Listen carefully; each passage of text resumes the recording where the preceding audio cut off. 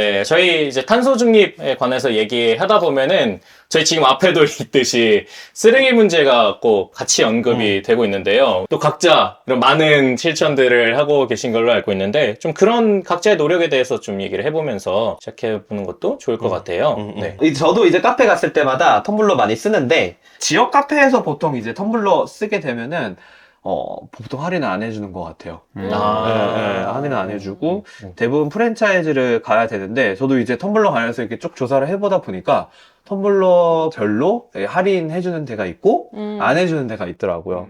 저는 그 텀블러 할인 관련해가지고 드는 생각이 사실 개인 카페들은 텀블러 가져와서 할인해준다는 건 사실 그 개인 사장님들이 그쵸. 부담하시는 네, 거잖아요. 네, 근데 맞아요. 아무래도 프랜차이즈 카페들은 기업에서 부담하는 거니까 어느 정도 기업의 사회적 책임의 일환으로 좀 그런 거를 해줬으면 하는 바람이 있고 그래서 이제 이런 돈을 주는 방식들 혹은 할인하는 방식들은 저는 되게 너무 고민을 안 한 것 같다는 생각이 들어요. 너무 1차원. 네, 너무 일차원적이다. 다층적으로. 그리고 다양한 기관들이 고민을 했을 때 좀 의미가 있지 않을까 싶어서 그 고민이 확산되고, 그러기 때문에 이런 다양한 논의들이 지역 안에서 좀 벌어져야 되는 이유가 있지 않을까 싶습니다. 그거 있어요. 그 브랜드들 중에서 약간 텀블럭의 상위 브랜드처럼 느껴지는 그런 몇몇 브랜드들은 네. 보면 그게 유통되는 곳들, 카페들에는 세척기도 같이 비치가 돼 있거든요. 그래서 그 존 자체가 되게 멋들어지게 잘 꾸며져 있고 맞아요. 세척기도 있고 환경에 대한 메시지들도 되게 강력하게 이제 되어 있고 그러고서 그 텀블러를 꼭 구입하거나 그걸 쓰지 않더라도 어쨌든 거기서 세척하는 맞아요. 것만도 활용할 수 있게 되어 있잖아요.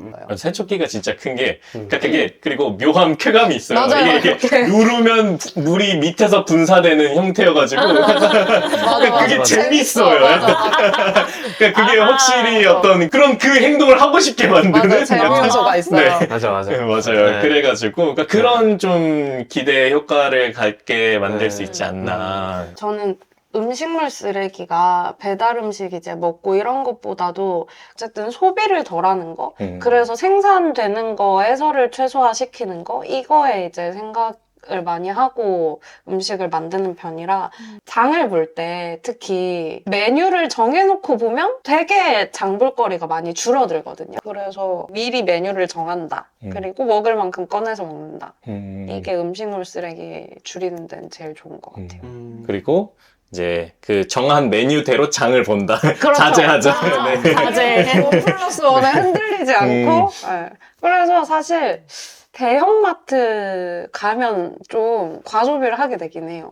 그래서 마트도 대형마트보다는 뭐 생협이나 필요한 거 위주로 있는 곳들에 가면 확실히 그것도 소비를 좀 많이 줄일 수 있는 것 같아요. 저희가 어쨌든 사실 이 자본주의 시대에 계속해서 우리가 소비 활동을 하게 되는데 어쨌거나 무언가를 소비를 하게 할 때 없던 걸 사기도 하지만 기존에 있는 거를 뭔가 사게 될 때면은 그 기존의 것이 사실 쓰레기가 돼버리는 거잖아요. 그래서 이 기존에 쓰던 것이 쓰레기로 바로 배출하지 않고 뭔가 누군가가 필요한 사람에게 다시 돌아가서 사용을 하고 버려진다면 좋겠다는 생각이 있었고 그래서 저는 또 이런 중고 거래를 제가 하는 방법을 좀 얘기해드리고 싶은 게 있는데 저는 그 이제 당근마켓 어플을 이제 사용을 하는데 판매하는 것도 있지만 저는 여기서 제일 유용하게 사용하는 건 사실 무료 나눔이에요. 근데 뭘 나눔하냐면 저희가 이제 기획 일을 하다 보면은 행사를 하다 보면은 폐현수막이 되게 많이 발생을 하는데 바로 쓰레기로 배출하기에는 너무 아깝고 뭔가 필요한 사람이 있지 않을까 해가지고 제가 폐현수막 모아뒀던 거를 당근마켓에 그냥 무료로 나눔하겠다. 혹시 필요하신 분이 있으시면 가져가세요. 반신반의하면서 올렸단 말이에요. 정말 필요한 분이 있으실까 해가지고 올렸는데 웬걸 금방 연락이 와가지고 이거 필요하다고 가져가신다고 하셔가지고 근데 제가 용도를 여쭤보지는 않아가지고 뭘로 이제 다시 재활용하시는지는 모르겠지만 어쨌든 바로 가져가신 그것도 있었고 근데 저는 또 당근마켓을 이용하면서 하나의 문제점을 인식했던 거는 요즘에 당근마켓에서 쇼핑하는 게 또 하나의 유행이자 뭔가 소비 트렌드가 됐잖아요.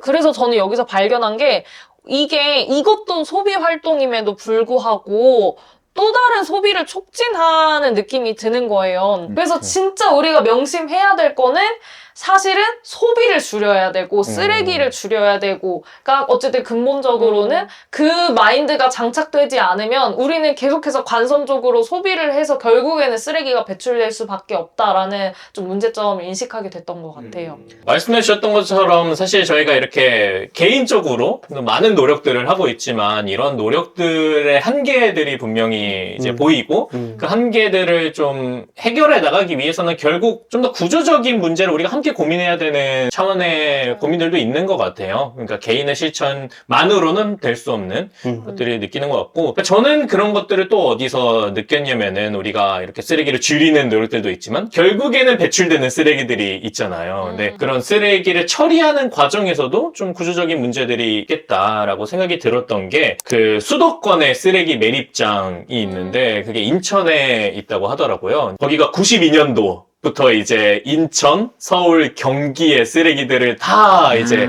받아서 매립을 얼마나 많을까? 네, 하기 시작했는데 와. 그게 인천에서는 그게 굉장히 큰 이슈라고 하더라고요. 작년 지방선거 때도 그렇고 이제 그러겠다. 투표 이후에도 계속 그 요구들이 이제 나오기 시작해서 이제 올해 환경부를 포함해서 4자 간 협의를 한다든지 그 다음에 서울, 인천, 경기 이렇게 공동 업무 협약식을 했는데 거기에 첫 번째를 뭐 수도권 폐기물의 안정적이고 효율적인 처리 이런 걸 꼽는 등 어쨌든 이 문제를 이제 해결해야만 한다라는 것에는 좀 다들 동감은 하는데 우리가 쓰레기를 보통은 그러니까 버리면은 그게 어디로 갈지까지는 상상을 하기가 어렵잖아요. 근데 결국엔 이 쓰레기와 관련된 문제도 그런 이제 배출된 이후의 과정에서의 여러 가지 문제들, 특히 이 문제는 어떤 개인의 노력이나 실천이나 이런 것들로 해결되기가 어려운 말 그대로의 구조적인 문제이기 때문에 좀 다체적인 고민이 필요하지 않을까라는 생각이 들고, 그래서 이런 것들은 사실 우리가 개인적인 쓰레기들을 어떻게 줄이는지에 대한 노력도 분명히 중요한데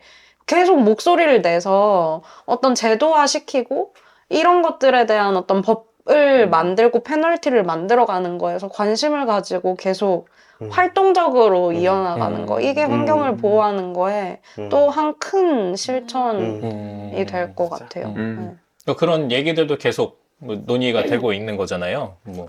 그렇죠. 네, 사실 뭐 기업의 또 책임을 얘기하는 상황에서 저는 이제 우리 삶과 좀 밀접한 얘기 중에 하나일 수 있는 어떤 전자기기 폐기 문제. 지금도 지금 우리 앞에 지금 놓여져 있는 네. 항상 손에 들고 살고 있기 때문에 요거 이제 폐기물 문제에 대해서 다들 패드를 갖고 계시네. 그러니까요. 다 하나씩. 나는 핸드폰. 요 또한 전자기 또 그런데요. 예, 음. 패드도 있고 아무튼 여러 가지가 있는데 최근에 제가 또 뉴스를 봤을 때 흥미롭게 느껴졌던 게 뭐 저도 지금 애플 제품을 쓰고 있고 애플 제품 쓰시는 분들도 많이 계십니다만은 애플이 최근에 수리할 권리를 이제 지지하고 나서가지고 전 세계적으로 좀 화제가 됐다고 하더라고요. 네. 이게 어떤 법안에 이제 통과를 촉구하는 메시지를 보낸 건데 이 법안이 이제 스마트폰이나 이제 PC 같은 $100 이상 전자기기 같은 경우에 이걸 이제 소비자가 스스로 수리할 수 있도록 제조업체가 뭐 설명서 또 뭐 부품 공구 이런 걸 제공하는 어떤 의무를 좀 부과하는 거죠. 캘리포니아 주에서 이 법안을 이제 추진 중이었는데 애플이 이거 통과시켜야 됩니다. 이 지지하는 서한을 상원에 보낸 거죠. 주의 상원에. 그러니까 이게 이유를 이렇게 된 거예요. 소비자를 위해서도 좋은 법이고 환경을 위해서도 좋은 법이다. 두 마리 토끼를 잡을 수 있는 법이다. 네. 뭐 이렇게 얘기를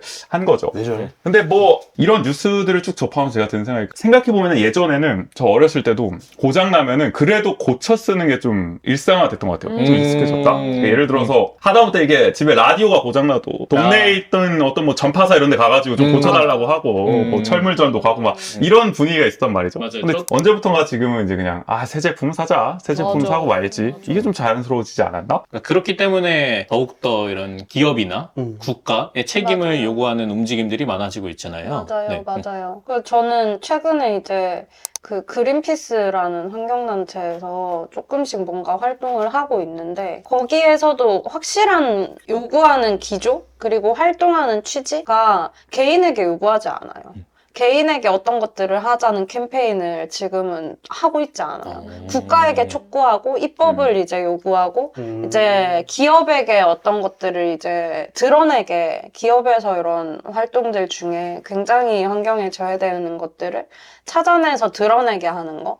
그리고 국가에게 계속 어떤 재정을 요구하는 것들, 국제기구에다가 요구하는 것들, 국제법을 만드는 거, 이렇게만 지금 활동들을 하고 있지. 그러니까 뭐 그런 선택일 수도 있겠지. 그러니까 그린피스 차원에서 고민했을 때는 이미 너무나 많은 사람들은 다들 알고 있다. 맞아요. 그리고 하고 맞아요. 있다.